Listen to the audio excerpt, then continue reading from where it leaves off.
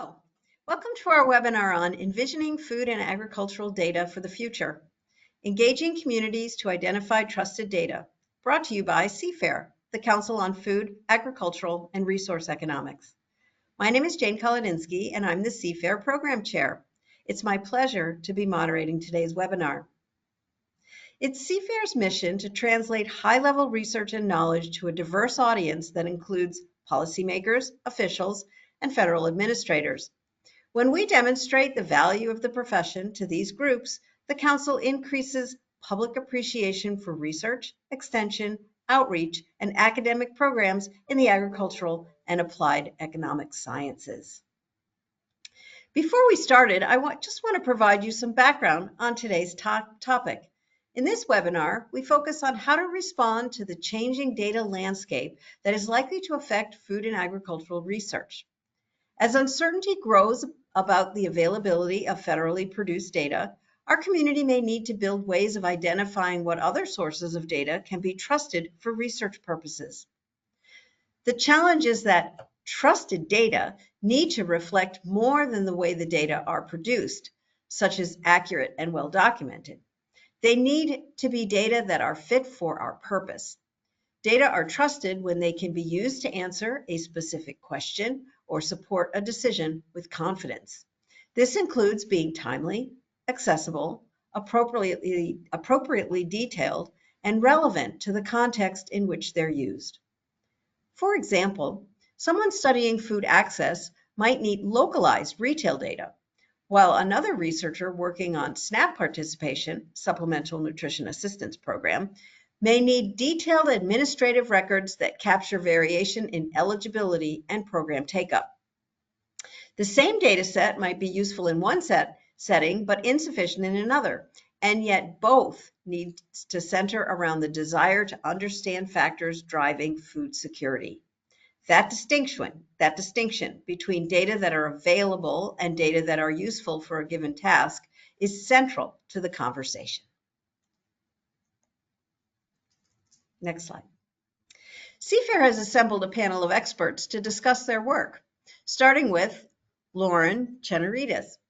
Lauren is an assistant professor of agriculture and resource economics at Colorado State University, where her research focuses on food retail markets, data access, and consumer behavior. She leads national efforts to expand access to high-quality food and agricultural data through interdisciplinary collaborations and USDA-funded initiatives. Her work emphasizes the importance of community-driven data systems that support equitable and evidence-based policy. Lauren will describe the issue of trusted data through the lens of an applied research use. Next slide. Nick Pallotta is a federal program leader and head of the project management at USDA National Agricultural Statistics Service, NASS. They're one of our funders. With nearly 20 years of experience in IT modernization and AI strategy, he leads enterprise-wide transformations using AI to improve processes and efficiency. He also founded USDA's AI Center of Excellence. Nick will provide an overview of dashboard tools that track how food and agricultural data have been used for specific purposes and can support the identification of relevant research communities. Next slide. Mark Locklear is an IT program manager with the Extension Foundation, where for the last 10 years he's been building web-based applications and data systems for the Cooperative Extension Service. Most recently, he is building ExtensionBot, a conversational AI tool that is trained on extension-only datasets, along with Merlin, Machine-Driven Extension Research and Learning Innovation Network, a data management platform powering ExtensionBot and other data-driven initiatives within the National Cooperative Extension System. In addition to working for the foundation, Mark is an adjunct instructor of web technologies at Asheville Buncombe Technical College and holds a master's degree in information science from North Carolina Central University. Next slide. Julia Lane is professor emerita at the NYU Wagner Graduate School of Public Service. She was a senior advisor in the Office of Federal CIO at the White House, supporting the implementation of the federal data strategy. She recently served on the Advisory Committee on Data for Evidence Building and the National AI Research Resources Task Force, the Secretary of Labor's Workforce Innovation Advisory Committee, and the National Science Foundation's Advisory Committee on Cyber Infrastructure. Next slide. Before we start, we wanted to explain how to ask questions during the webinar to make sure that you, the audience, knows how to engage. During the webinar, you can put questions to one or all of the speakers by typing them into the box in the control display accessed by clicking on the question drop-down, as you can see on the slide, and sending it to the organizer. It's easier than it looks. Next slide. Now I'll hand the webinar over to Lauren, who will start us off.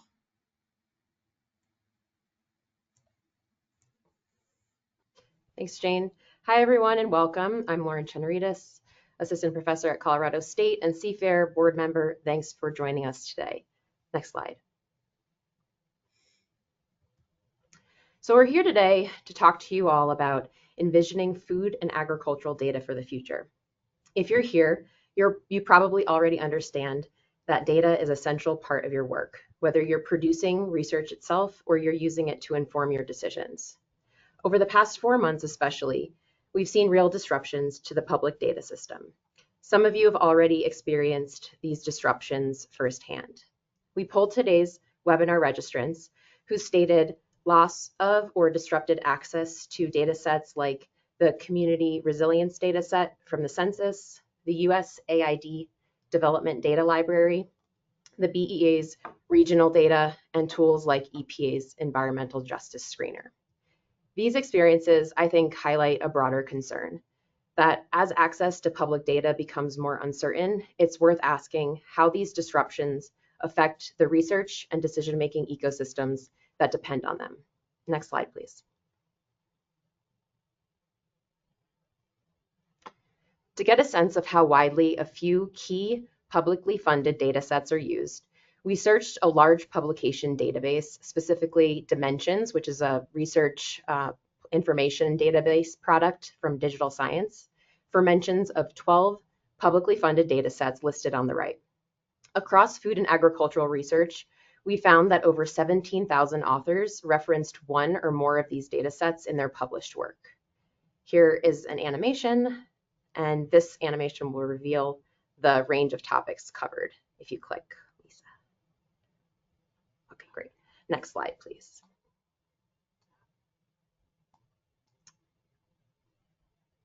But these aren't the only sources researchers turn to. This slide here shows a few examples of non-federal data sets that have become widely used in the agricultural and applied economics field. Here I've highlighted a few studies whose research questions look at various aspects of food security. As a user myself of 3 out of 4 of these sources, I admit that I prefer working with them in many cases because they often offer more real-time or granular data than publicly available federal data sets, but they often come with trade-offs like barriers to access, such as licensing costs, unclear provenance, and limited or non-standardized documentation. Next slide, please. And those 4 studies on the previous slide are just a few examples. When we looked into the Dimensions data even further, we found that those 12 publicly funded data sets that we tracked show up in only 1.75% of publications on food insecurity and just 8.6% of studies on food pantries, which was actually the topic with the highest coverage among the topics that you saw in that word cloud. So clearly, researchers are using other data, but what are they using and how do we know which ones are showing up in the research? Next slide, please. One approach is to look systematically across the research literature using tools like machine learning and large language models to detect dataset mentions in full text articles. Approaches like these gained traction with a Kaggle competition back in 2021 and have continued to evolve with ongoing efforts that aim to improve accuracy and coverage. Next slide, please. And once we define and identify what these data sources are, these alternative data sources, another question emerges, which is, which ones do we trust? We polled today's webinar registrants on this question. Top characteristics of trusted data include accessibility, clear documentation, and timeliness, but also how the data are used in practice matters nearly as much. And hopefully by the end of today's webinar, you'll be convinced it matters just as much. Next slide, please. So suppose we take those responses and think about them as a checklist. We get two buckets. On one hand, there are the general fundamentals: technical integrity, documentation, relevance, access. These are the kind of characteristics that reflect good research practice and support responsible use of data. On the other hand, trust is context dependent. It's about whether the data are useful and interpretable for the question at hand. And that's where you, as members of the food and ag community, come in. Expert communities will be necessary to validate the fundamentals and certify the fit for purpose. Next slide, please. So what does it look like when a clear need or a gap in information prompts the creation of data infrastructure that can be built and trusted over time? So here are a few examples, but I'll just pick one in the interest of time. The LEHD, which is the last call out you see here. It's the Longitudinal Employer Household Dynamics Program. Julia Lane, one of our speakers, was an architect behind this program. And before it existed, there was little visibility into local labor markets and employment transitions. LEHD stepped in and linked wage records, census data, and demographic information to fill a gap, and in doing so, created a public use tool that informed how labor market research examined things like commuting, job flows, and employment trends. So that model, where we start with a question and then build the infrastructure around it, is useful, and that same approach can help identify and fill gaps in food and agricultural data. Next slide, please.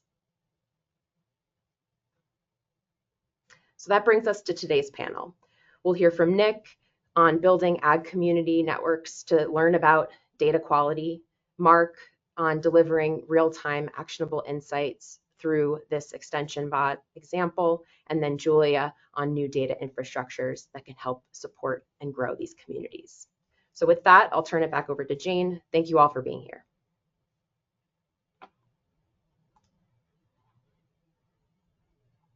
Thank you, Lauren, for that opening to our presentation panel. I just want to remind everyone to send questions to the organizer using the question drop-down menu. Next, we'll be hearing from Nick. Welcome, Nick. Thank you, Jane. Thank you, Lauren, and thanks to CFAIR for having me here today. I'm Nick. You can go to the next slide.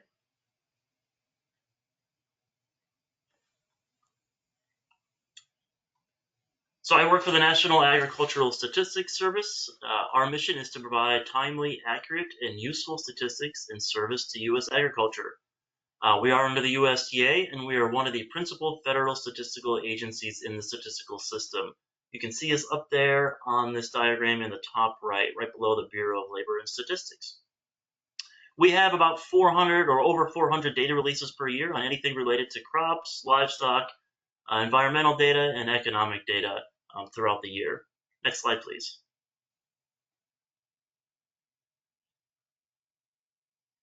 So we're often asked, who are your data users? How are they using your data? It's really a common question that you would expect any entity to be able to answer, whether you're a business or a federal agency, and NASA is really no different. We know that academic researchers, which we have many on the call, use our data to solve a problem or contribute to the research community. We know that farmers use NAS data to decide what to plant or grow for the upcoming season. Commodity advocacy groups may use our data to advocate for their special interest. Commodities traders may use it to hedge against market risk or to make a profit, and policymakers maybe for evidence-based policy making. But this level of semi-ambiguous response for who our customers are and how they're using our data is quite common. It's been how we've responded for a long time.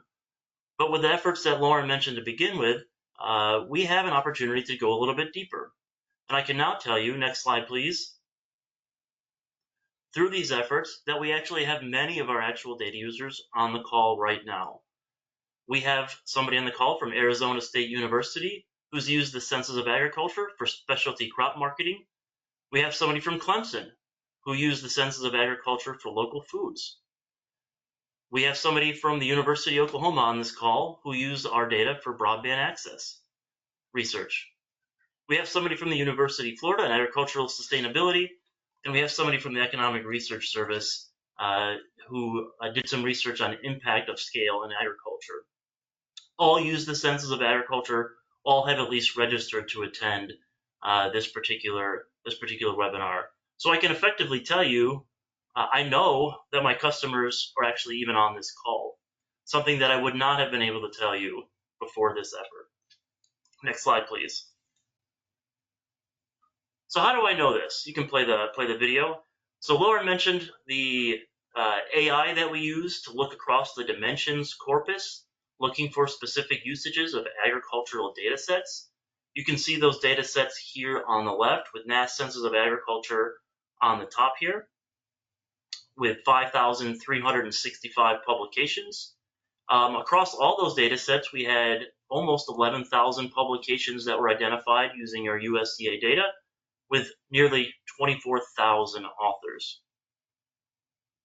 Well, let's say I have an event planned for maybe tomorrow. I'm going to the University of Florida to go to do some a talk or some conversation, and maybe I want to see what the latest research coming out of that university is. There's a little plus button here in the top left of this dashboard. I can go find the institution name and select my operator and type in the University of Florida, and I can shape the context of the research dashboard to only things that have authors tied to the University of Florida in them. And so here I filter the dashboard on University of Florida. I have 375 publications and nearly 1,000 authors with the University of Florida as an institution. I can see the topics that are of interest to researchers at the University of Florida. I can see the publications that have come out of the University of Florida using our particular agricultural data sets. And I can even scroll down to look at the names of the authors of that work. And that's how I was able to look across our registrants for this webinar and see that they are indeed registered for this call. But let's say I want to filter a little bit more on a topic. I just clicked on farmed white-tailed deer topic, and I can see that the NASS Census of Agriculture through the University of Florida is supporting research out of that state on farmed white-tailed deer. I thought that was an interesting topic to drill down on.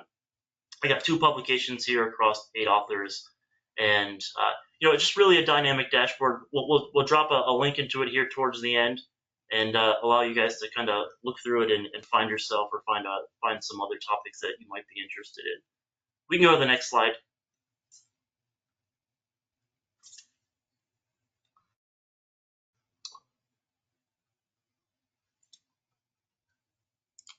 All right, so if you think back to the user groups that I mentioned here on slide 2, the academic researchers were that first one. That's kind of been the context of my slides thus far.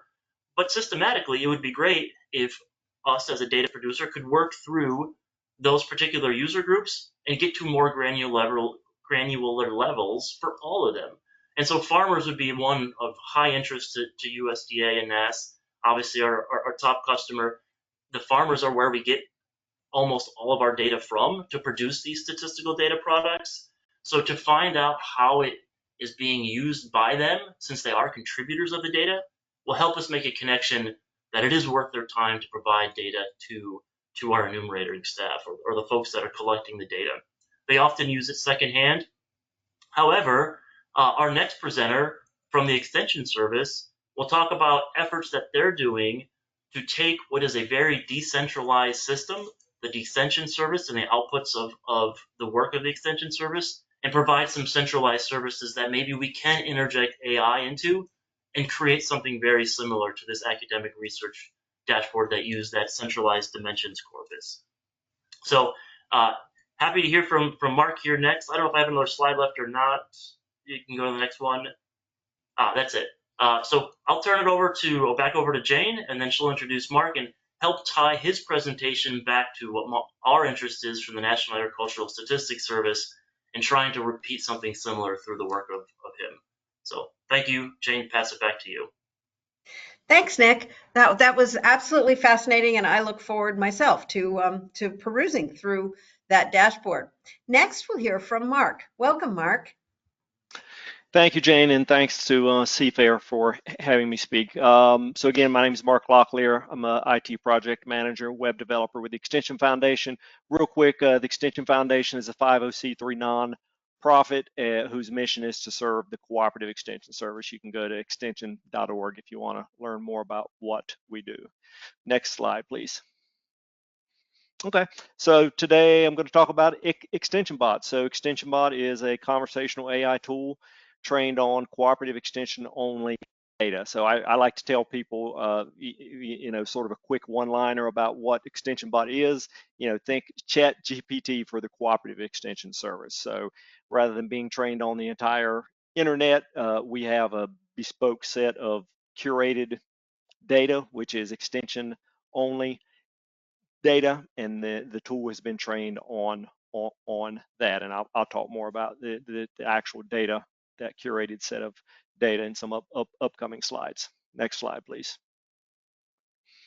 Okay, so who is our artist? I heard Nick say that he gave a sort of ambiguous response to that. I'm going to give an even more ambiguous response. I mean, really, these, you can sort of see the examples I've got here: the general public, cooperative extension folks, ag researchers, production farmers.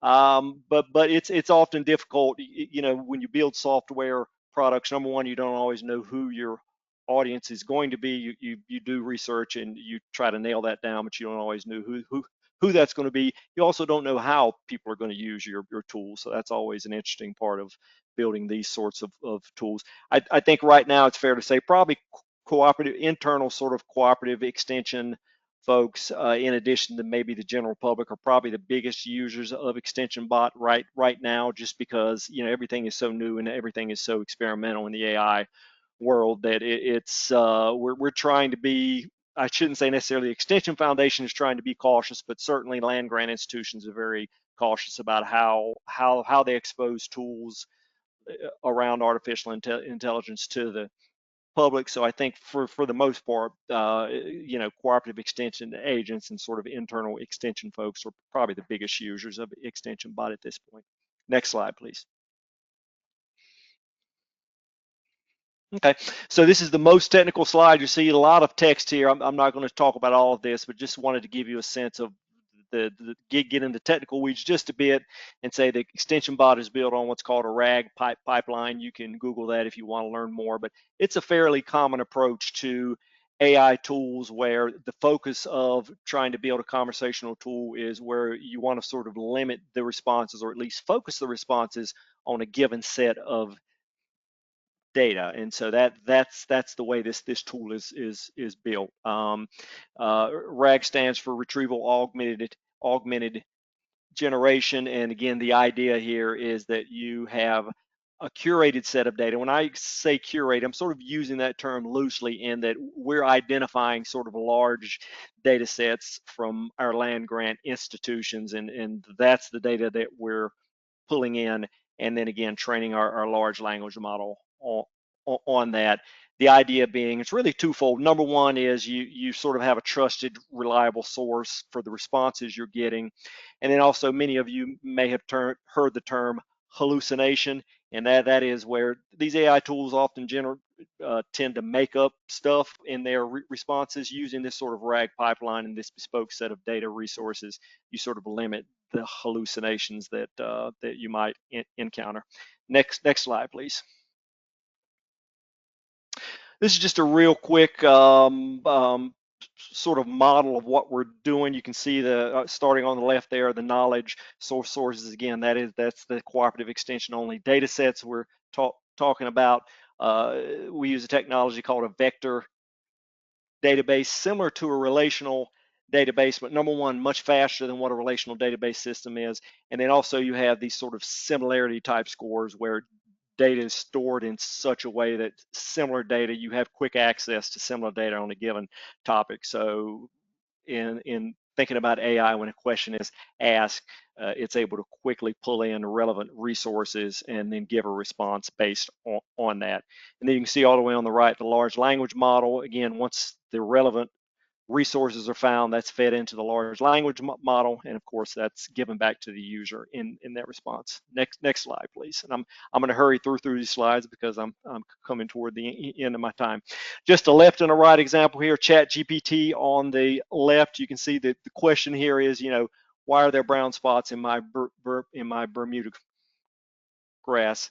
You can see an example of what ChatGPT looks like, and then on the right example of what Extension Bot looks like. Couple of differences here, and if you hit next, we should see some arrows pop up. That number one, there's some localization involved. We're able to, based on the location or the instance of Extension Bot, we can localize the responses based on the state or the location.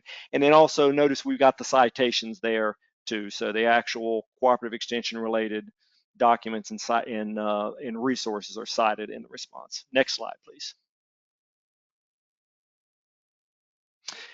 So now we've got a video. We'll see how it works. You can experiment with this if you like. You can go to chat.extension.org. Very similar ChatGPT style interface. User can ask a question. You're going to get a response. And again, notice that you've got citations. You can actually click on those citations. I think I'll click on one here, and it'll open up a new tab, and you can actually view the responses. This is nice, not just, when we talk about AI in general, often it's sort of referred to as a black box technology because you don't always know how it's coming up with the responses it is. But the nice thing with Extension Bot is that you can actually verify when you get a response, you can actually sort of verify the response by reading the associated resource that comes up with it. I am out of time, so we'll just speed through these last slides if you want to go next. Merlin, I'm going to talk about Merlin, then I'll go ahead and end things. Merlin is the data management platform we're using. I've talked a lot about cooperative extension only data sets here, but again, the idea is that we're pulling in, you can think, when I say data sets, think about things like fact sheets and publications. All of that data is being pulled into a single platform. Merlin is what we're calling that platform. That data is then fed into Extension Bot, but because this is a separate platform, we also have the opportunity to feed that data into other sources as well. And with that, I'll end. Happy to, if anyone wants to get in contact with me and chat more about Extension Bot, I'd be happy to do that. Thank you, Mark. We always get questions on whether or not these slides will be made available. Actually, on the cfair.org website, we post the entire webinar, or in its entirety, a couple of weeks after, along with a fact sheet. So yes, this will be publicly available. Now I'd like to turn it over to Julia. Welcome, Julia. It's good to be here. Thank you very much for the having me as part of this conversation. I have to say, as you probably noticed, I'm not Manish Parashar. He is unfortunately, or fortunately for him, on a flight back from Amsterdam. So I'm channeling Manish, and I'm going to be talking about kind of what's coming down the horizon, what's the potential for taking the ideas that you've seen just now and expanding the ability to understand what data are being used for food and agricultural research and how we can build on the basic ideas here. And I'm going to talk about two things. I'm going to talk about the next generation of the dashboard that you've seen. And then I'm going to talk about what Manish has been building as part of a NSF-funded project called the National Data Platform. And thanks to Nick and many of the USDA folks, the USDA data and potentially lots of other types of data will be included in the National Data Platform. So you're going to get a twofer from me today. Next slide.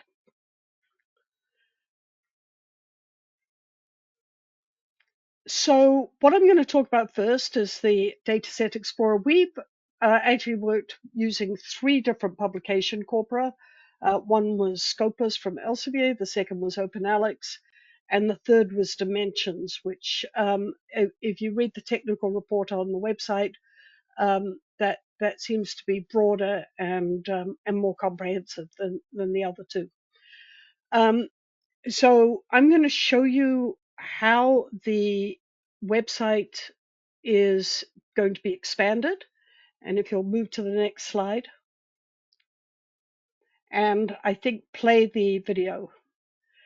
So the website, the initial website was has really served yeoman's work, and now what the visuals here show kind of what we've learned from that first website and portal, and expanding it to what the user community asked for, led largely by Lauren, who engaged with a lot of workshops to get the feedback.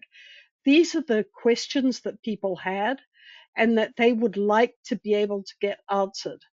One of the things you'll get an option to provide more information on at the end is whether you want to join in helping to design this data website to answer the types of questions that you might have. And so you can see here, these are the kinds of things that researchers like you ask to have more information about. And you'll see that there is tremendous potential to include. Here we have publications. You could also have preprints. The basic idea here is to enable the community to say, but you've missed my great work, and contribute, so that it's a two-way conversation. And that brings me into the next slide. So if you'd go to the next slide. No, go back. Go. There we go. This is the National Data Platform. This was funded by the National Science Foundation. It's joint with the San Diego Supercomputer and the University of Utah. And it's funded from the Office of Advanced Cyber Infrastructure, and in particular for the National AI Research Resources Task Force. Next slide. So they are working very closely with a lot of communities. So we've been focusing on food and agricultural research now, but obviously there's the kinds of issues that we've identified, which is much more bottom-up, researcher-driven definition of what the questions are, how data can be brought together, how you can develop trust in the data that are produced from other sources. And so if you take a look, this is the vision of the National Data Platform. It's data services, open data systems, and it's a federated system. And Manish and the team are really world-class computer scientists. You can look him up. He's not only a really nice guy, but he does fantastic work. And so they're really interested in getting feedback on how the NDP should operate. Next slide, please. Here's their personas that they're working with: a domain researcher, that's you, researcher educators, data providers, and students, right? So how can you build more information around data sets other than just get a vomit of data and documentation? So you can see here, we've got Earthscope, we've got a lot of wildfire data and so on. Nick Palotta has been part of the advisory committee, the Interagency Advisory Committee, as has Cindy Parr. And the idea here is to engage the agricultural community, the USDA community, as part of the NDP. Next slide. So they're developing all kinds of data discovery and usage exploration, metadata search, conceptual search, and so on. And you'll see down at the lower bottom the contextual search based on usage. That's democratizing data, which is one of the services that they are very close into pushing into production. Next slide. So what does that look like? And you can see that the contextual search, the search based on what is being used, is going to be is being fed in as we speak to provide information on how the data sets are being used.